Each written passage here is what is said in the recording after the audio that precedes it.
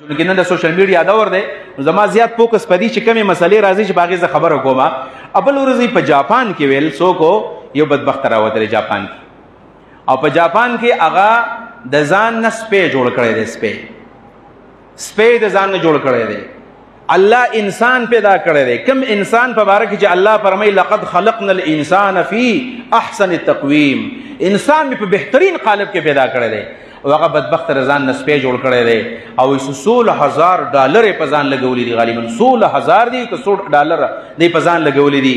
دا 16,000 ډالر یې که دی په غریبانانو تقسیم کړی وی نو د هغې د کور به پیچوله لګېدلی وی، وړه به پې ځان له اخیستی وی، چېرته داسې اپزده علاقه کې ورکړی وی نو خلکو ته به ډېر لوی ریلیف پیلاو شوی وی. نن سبا دا څیزونه وو د اوسه پورې انګریزانو به د ځان سره سپي ساتل، دا سپي به ښکلول، دا سپي به په غېږو کې رانیول، دا سپي به د ځان سره یو ځای بل ځای ته بوتلل، د هغوی سره به یې ناشتې کولې. نو چې چا به مخالفت کوي یاره ویل دا خو مخلوق دی د الله تعالی پیدا کړی، مینه ورسره پکار ده. نو چې مینه ورسره پکار ده، نبي علیه السلام څنګه فرمایي چې څوک سپی په کور کې ساتي روزانه د عمل له یو قرات اجر کمیږي. د حدیث واوره، څوک چې سپی ساتي په کور کې د هغه د عمل نه روزانه یو قرات اجر کمیږي. په یو حدیث کې راغلي 2 قرات اجر کمیږي. او د رحمت فرشتې نه راځي هغه کور ته چې به کوم کور کې سپی. ابل اعظم حدیث وایو په سنن نسائی کې، او دا په دې مشکات کې هم دی چې رسول الله صلی الله مشکات دا نقل کړی دی چې نبی علیه الصلاۃ والسلام سره جبریل وعده کړې وه چې زه ستا خواله به فلاني ټایم باندې راځم. نبی علیه السلام تیاری وکړو چې زما میلمه روان دی، هغه ټایم تیر شو، جبریل رانغی. رسول الله صلی الله علیه وسلم چې کله لږ ټایم پس یو څو ورځې پس جبریل کله بیا راغی، تپوس یې ترې وکړو چې حضرت ته خو نه وې راغلی، ما خو دا ته انتظار کوو. ویل ستاسو په دې کور کې یو ټاټ دی او دا ټاټ لاندې جر و کلب د سپي بچی دی، کوتری و. نو فرشتې هغه کور ته نه راځي په کوم کور کې چې سپي کوتري، نو ځکه نه راتلمه. یو موقع کې نبي علیه صلات وسلام یو کلي ته روانو او راستون شو، بیرته راغی، خلک رال د الله رسوله پلانې محلې ته رالې، زموږ د محلې نه واپس لاړې ولې؟ ویل ستاسو په کلي کې هلته سپی و. نبی علیہ الصلوۃ والسلام ته وی یا رسول الله سپینو سنور پیشو وی السنور 7 دام درنده ما تخکاریدو نو زکه درنه رغلما.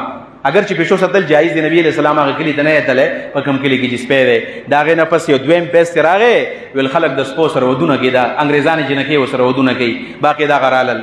بیا به خلک ویل دا خو انګریزان سم خلک دی او د مخلوقاتو سره مینه ده او د انسان سره مینه کوي او د حیوان سره مینه کوي، دا حیوانیتو، دا درندتوب و. او چې کله موږ هغه خبرې د تماشا وکړله، نن خلک د ځان نه سپي جوړوي، سبا ګوره چا به خنزیر جوړ کړی. قرآن کریم کې الله تعالی موږ ته سورۃ الانعام کې ویلي دي دې شیطان الله ته ویلو شیطان، دا د شیطان وعده پوره شوله، موږ نن شیطان په ځان باندې غالب کو.